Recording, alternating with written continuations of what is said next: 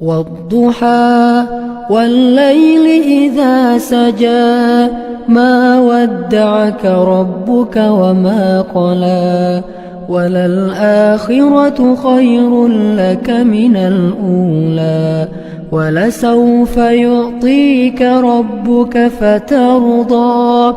ألم يجدك يتيما فآوى ووجدك ضالا فهدى ووجدك عائلا فأغنى